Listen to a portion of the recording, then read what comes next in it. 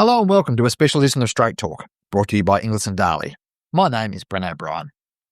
This episode features a rare insight into the mindset of champion trainer Chris Waller. Unusually, it wasn't initially intended that this would be a podcast. The Straight's Matt Stewart wanted to ask Waller about dealing with pressure for a feature article he was writing. What came back was a long, unfiltered voice message reply, which sets out the challenges Waller faces every day to meet his own very high standards. We've decided to play the entire interview as it's a compelling listen. It starts out with Waller answering a question about what sparked his own dreams and ambitions. I just came from a normal New Zealand or Australian family and had dreams, had heroes, normally sporting people, if not always. See a game of cricket on TV and I'd be out bowling during the lunch break or the tea break, fast as I could, like Richard Hadley, or hitting the ball as hard as I could, like Lance Cairns.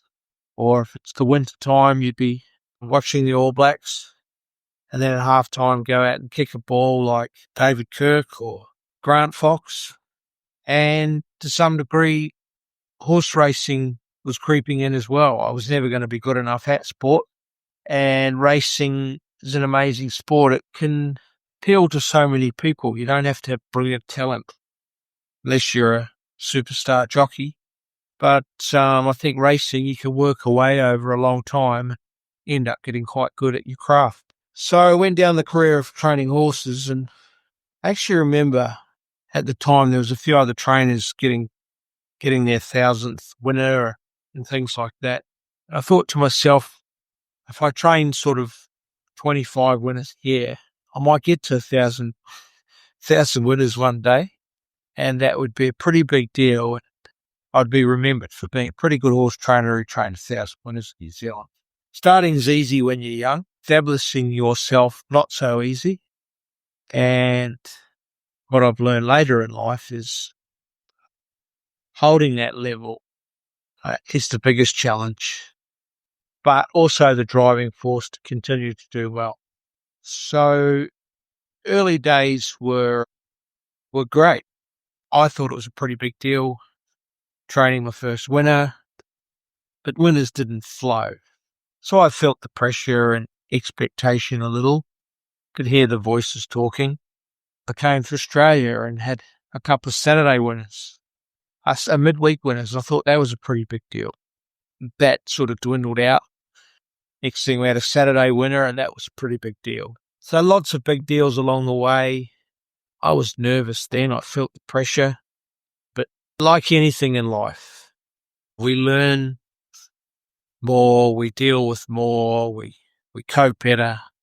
And I think in my career, that's how it's been. It's been the pressure to survive, the pressure to be noticed, the pressure to get better horses, better clients, and the disappointments that come along the way.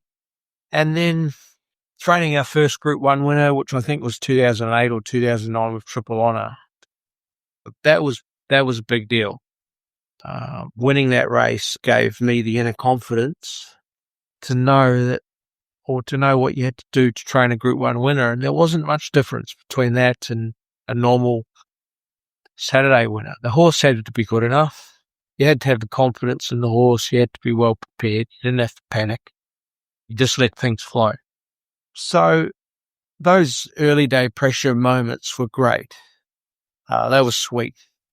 Probably changed a little bit when Winks walked into the building.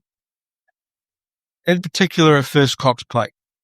Wow, we've just won it. The biggest race.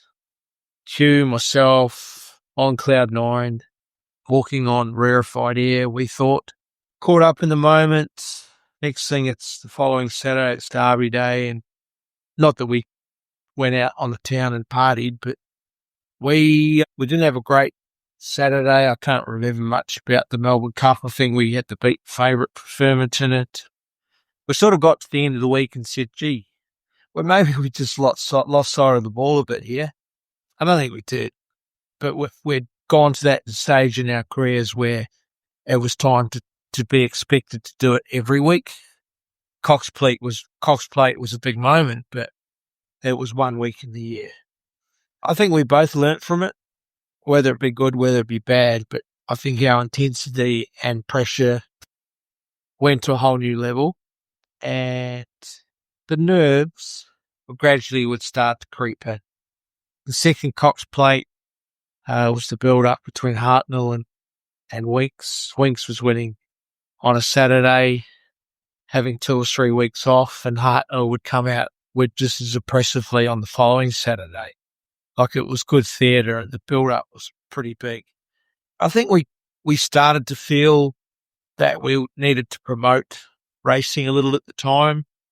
So it was a clash between two titans, and I remember going into Cox Plate 2, and I was nervous. I was ready to puke. I just wanted to get the day over, and dealing with that wasn't straightforward, but it didn't affect us. It made us concentrate more, but it really taught us a lot more about pressure and nerves and what was expected of us. So yeah, that scale never changed. Probably just got a little bit greater each Cox Plate, each preparation, and we just used to look towards a break, whether it be at the end of the spring carnival, the autumn carnival. That's what I moulded my life around, was the pressure, the ups. Hopefully not too many downs, deal with the downs as they come, look forward to something. Get through to the end of the carnival at release. And they were good times. I just think as we get older, and I see it with sporting coaches as well, like you dare not back off because you know that the competition's nipping at heels. Plus, that inner drive has got a lot to answer for. So, the start of a carnival, I'm telling myself I need to win Group 1 races. I'm expected to do it.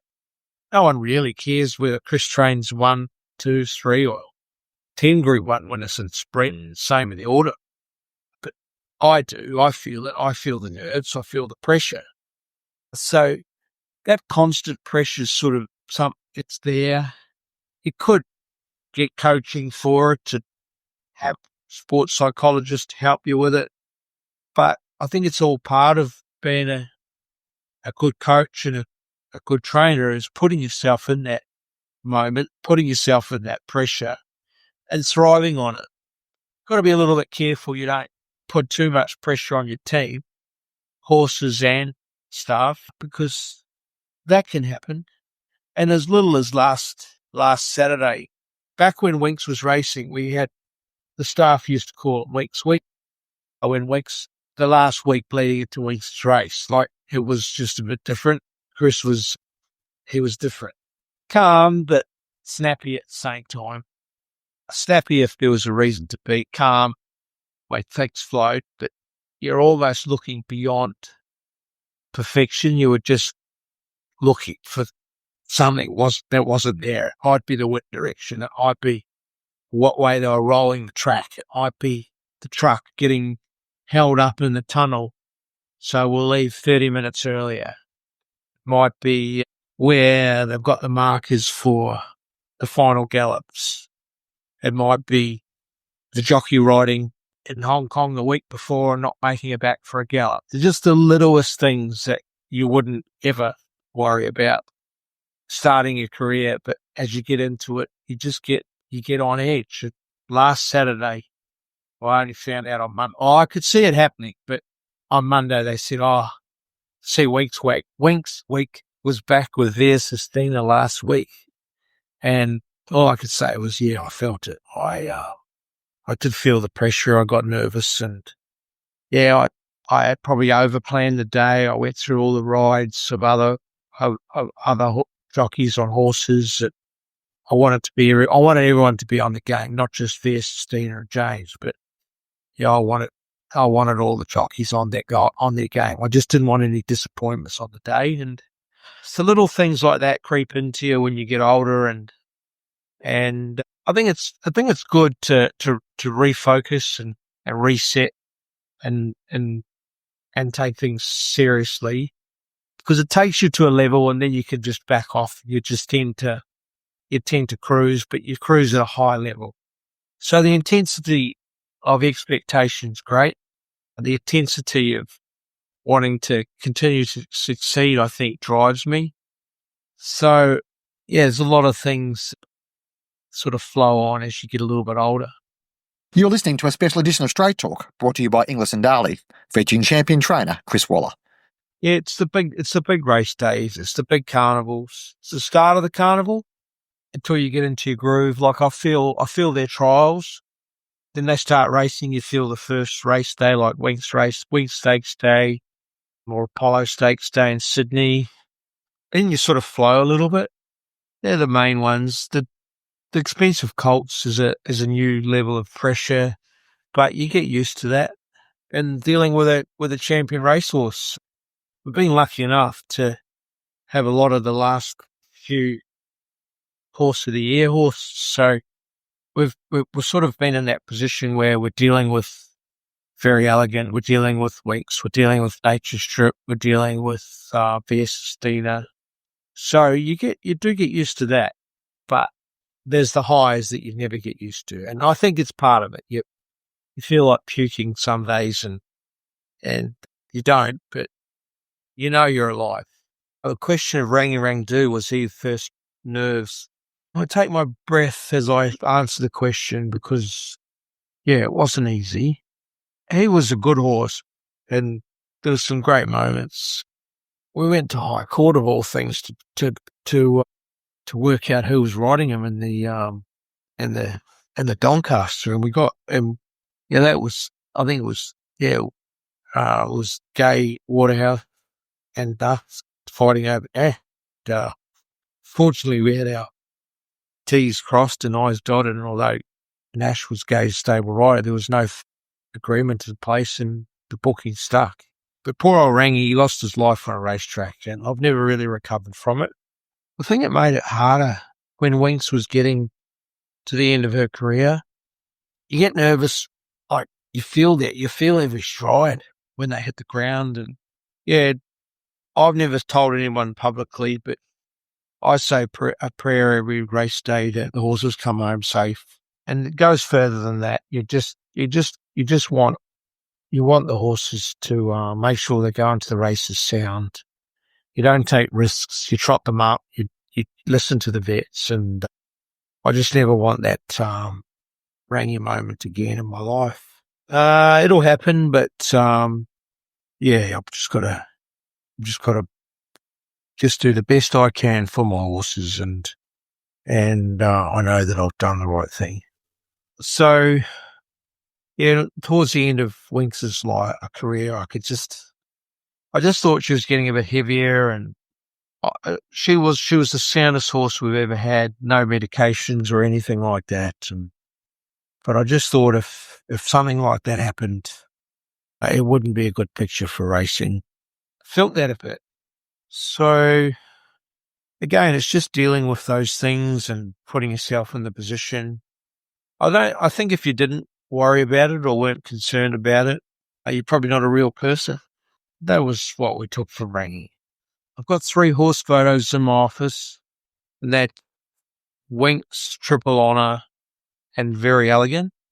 4, in fact. Nature Strip's got a Royal Ascot photo. In my hallway at work, every Group 1 winner's got his photo. Every single one of them. At home, I've only got 1 photo, and that's Rangi Rangdu. I think I'm pretty good at releasing. I'll love listening to podcasts and then listening to other people. I found them a bit too overpowering, though. If you want to get inspired, you just got to be a little bit careful with who you listen to and how deep you want to go, because it can take it too far. I love listening to sport, whether it be any live sport on the radio. It's great to hear the commentary. Love watching on TV. I wouldn't watch a full game of NRL, but I'd watch 5 half games, watch all the news, sport reels at night. I'll turn the TV on when I get to work in the morning and try and find some live sport. You are listening to a special edition of Straight Talk, brought to you by Inglis and Darley, featuring champion trainer Chris Waller. Yeah, the discipline of having a good night's sleep is important to me, and I use sleep to de-stress. So I don't get nervous the night before a big race. I look forward to getting to sleep, and I don't wake up. I wake up when the alarm goes off, and I think that's one of my biggest assets is de-stressing, getting rid of the nerves, and just helping be well prepared, not tired. Saturday night, different story. Really look forward to a glass of wine, and my ambitions of drinking the wine is not keeping up with the wine that I have. Thankfully, I'll have 2 glasses of wine pretty much on a Saturday night, and number 3 probably wouldn't get drunk. It's just about lights out for Chris, but I've had a good time catching up with some mates on messages and getting rid of the messages I've had from the week before. It's just a bit of a time to catch up with friends and family. If I have a bad day, it's not too dissimilar to a good day. Bad day, I'm just looking forward to next week. And a good day, I'm probably guilty of saying to myself, well, it could have been really good. Last Saturday, for example, we had 2 Group 1 winners. I was still disappointed in a couple of the other races and how they were run and didn't work out. And Autumn Glow was a notable absentee on the morning of the race. The week before, we won the Derby, but Jolly Star had no luck in the TJ, and Doncaster never really got into the race. I thought we were a bit unlucky. I'm probably spoilt a little, but at the same time, I feel I need to still realise that 1 Group 1 win or 2 Group 1 wins doesn't make a season. It's the overall expectations that I put on myself and we're expected to perform at. So there's the highs and lows of being successful and having a big team, but I think it's fairly healthy, especially coping with the losses. I can deal with them, but I'm always sort of wondering, will that perfect day come where we win 3 or 4? In fact, we've had them before. I think we've had 3 Group 1 wins on multiple days, but you still have that drive for perfection, and I don't walk around with a bottom lip dragging on the ground, but I know that I don't own racing, and our time up near the top is only a short period of racing time. We won't be at the top forever, but we'll make the most of it and do the best while we're there.